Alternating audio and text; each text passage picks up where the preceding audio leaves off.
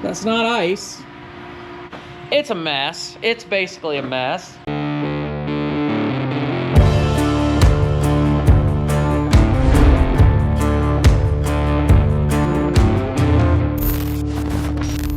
Hey everybody, we're over here at the Farmer Grade HQ and we're going to be packing some orders this morning. We got about 30 orders to pack, 30 boxes to pack. Like I said in a previous video, with harvest starting, it's going to get crazy with farmer grade orders and harvest and getting the pig chores done and all the stuff that's going to go into these upcoming weeks. It's going to be chaotic. It's kind of just the nature of the beast sometimes. So we're just going to push through and get done what we got to get done. There's a lot of upcoming things that are coming to farmer grade here at the tailor end of the year. We're going to be getting some turkeys for Thanksgiving.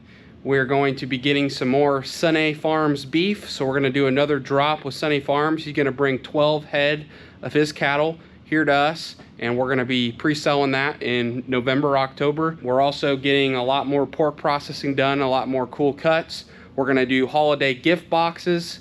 So for any of you that are business owners or know any businesses or work for a business, or you just want to get a holiday gift box for your loved ones or friends, we're going to have that option where you can bulk buy a lot of boxes, or you can just buy a gift box for a friend or family member. A lot of good stuff coming. Beef's coming, more Wagyu's coming. We just got to keep pounding the stone and keep scaling this thing and get better with every order that we send out. And thank you all that have supported us. If you want to support Farmer Grade, you can use code This'll do to save 10% off your next order. We will use that code and they will be always available to you guys as long as we keep making content here at This'll Do Farm. Without further ado, we're gonna get some boxes ready to go. We're gonna prep some boxes and put liners in them, put them in the freezer. I already printed off all of our customers' packing slips along with their shipping labels, and we're gonna match up the farmer inserts that are the farmers associated with their orders with what items they got. We're gonna match them up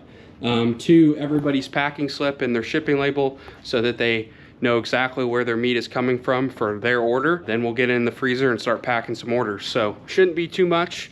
We're down one man because Drake's sick. Our hired help here, part-time hired help, Drake, he is sick. So it's just gonna be mom, dad, and I. Shouldn't be too bad. We've done that before. This isn't our first rodeo. So let's get into it.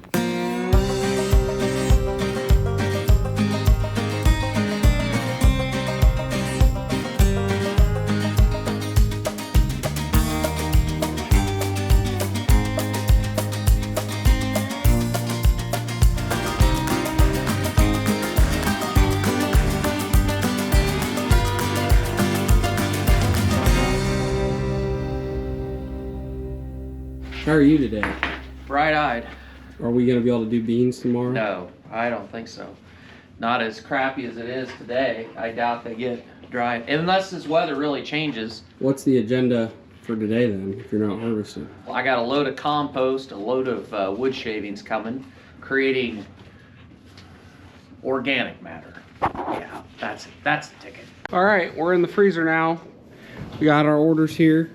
Dad had to ditch us because he went to unload those wood shavings coming for the compost project.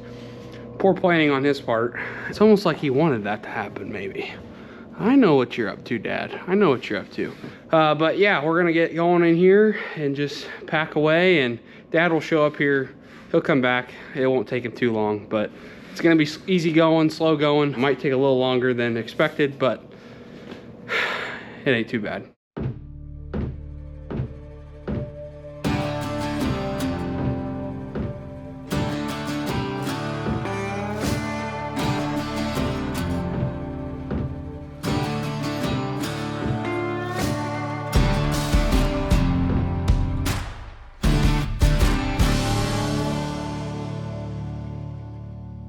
Our best-selling cut so far today has definitely been the baby back ribs, which is no surprise because last week we had this as our cut of the week, 20% off. We've pretty much sold out of pork briskets. I think we have 3 left, and that's because of you guys. So I think a lot of you guys watched that video where I showed you what we got in stock and showed you the pork brisket, and a lot of people bought those. Let me know your guys' thoughts. If you bought a pork brisket and you smoked it, let us know what you think, because we absolutely loved it. So all right, we got them all packed up.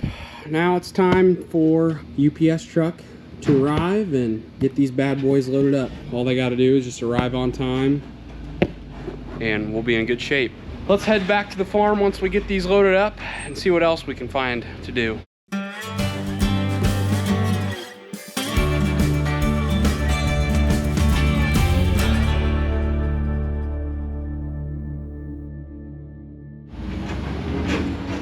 Make it there on time. Make it safe.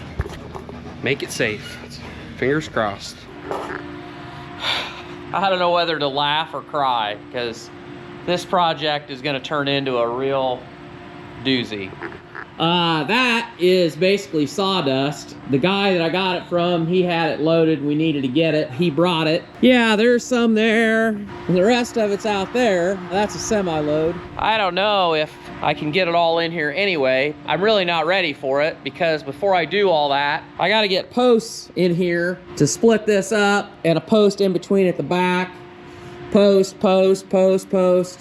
It's a mess. It's basically a mess. I'm kind of sitting here scratching my head trying to decide where exactly I should start, but I guess I'm gonna start with getting post holes dug and some of these posts in, because then I gotta go get 2x6, treated 2x6 to make my dividers. That's where it's at, so stay tuned and more excitement to come. Well, we didn't make it very far because we already hit some concrete. Oh, you need a railroad spike?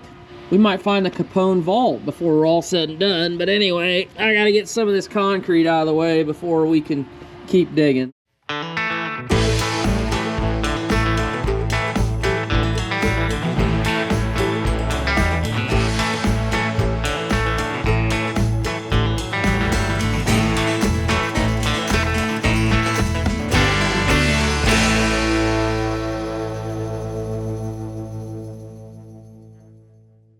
Well, you missed it, damn it. I wasn't quite planning on that post going in there, I guess, as easy as it did, but I still got to turn it because that way I can screw it through. I'm going to put one between each one of these bays, so I got something to nail my 2x6s to, and then my wall's going to come up about 5 feet. Anyway, that's the first one. That was the easy one because the rest of these, concrete's a little better, so I'll have to take the sledgehammer.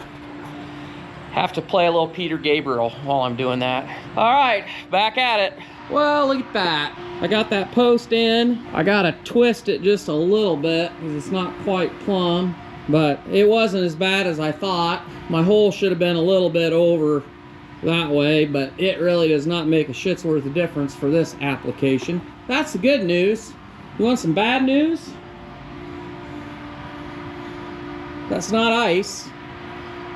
It's a lot better when Sawyer f***s shit up because I really don't like doing it. And I don't really have anybody to blame. I got in a hurry and I opened the door and hopped out and went and ran down the other place and left my door open. Apparently, this loader has a little bit of a leak. It settled just enough. That's all I can figure because when I came back, that's how it was. So I'm sure that that is a cheap item, courtesy of the John Deere store. The cost of this project just went up, and the worst part about the whole thing is I didn't have the camera running, because boy, that would have been some good content.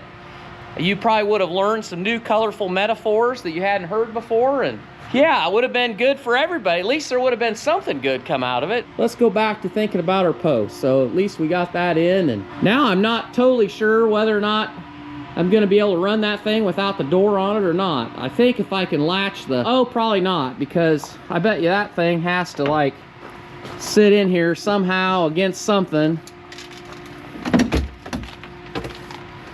Probably against that. Probably gonna be a bitch. Oh.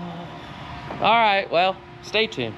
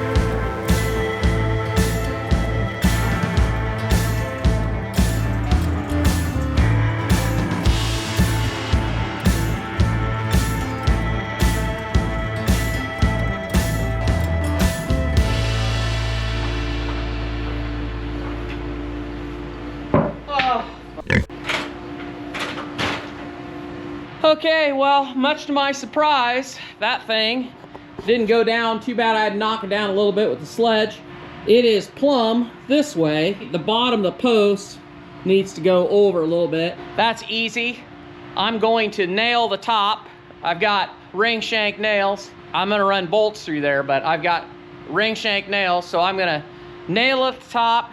I'll bump it over at the bottom till it's plumb and then fill it. And then I got one more that I gotta do in these middles.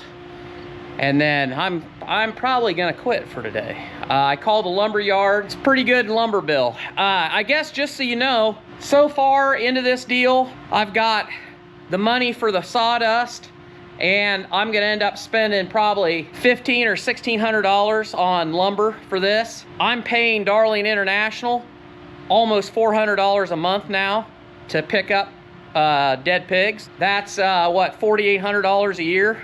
And everybody knows, if you're farming, your time's not worth anything. So, you know, I got oodles of time. I got nothing better to do. Who am I kidding? I'm not gonna do it anyway. I'm gonna make Sawyer do it.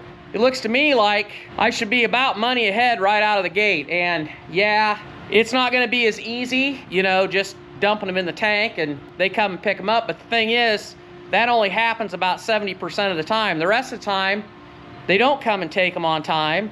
They stink to holy hell, and you got people driving by and wondering what's going on there because you got dead pigs sticking out the top of the tank. When I'm done, they're all gonna be under roof, covered up. Hell, I don't know. I'm gonna have the compost. So my plan is that when I haul this, I'm gonna haul it on the worst spots of every field I have, put it in heavy, and then I'm probably not gonna work it in, but I'll probably run over it with the Bessler and get it worked down, and it can't hurt the organic matter. So it's long overdue because I've put up with Darling way too long, and I think it'll be a good deal for us. And it's a little more work, but in the end, I think it'll be worth it. It'll be better for neighbor relations, so that's worth something. So you want a little piece of quality Whistler history? That puppy right there has been around as long as I remember, and it's been around long past then. That is the official post tamper for filling in post holes for tamping the dirt, because when I was a kid and we built fence, the goal was always to get every crumb of dirt back in the hole and get it tamped. And that is the old coupling pole out of a high-wheeled wagon, like a 36-inch box on a high-wheeled wagon. This is what they call the coupling pole that ran underneath from the front gear to the back. Somewhere, one of my ancestors started using it to tamp posts, and my grandfather inherited that, and then my dad inherited that, and now that it's mine. And I don't get to use it very often, but it's one of those things. It's kind of nice. It connects you to the past, and it's always a good story when I tell that to people. And so now I've told all you, and I can put it back in the shed for the next time. Next time on This'll Do Farms. If I had planted the same number across this whole field, to me, that part of the field is not as good as this side. Those are taller, less bushy. Probably some people like some bush, some people like less bush. It's really could be more suited to a 15-inch row. A narrow strip. Some people like the narrow strip. Right.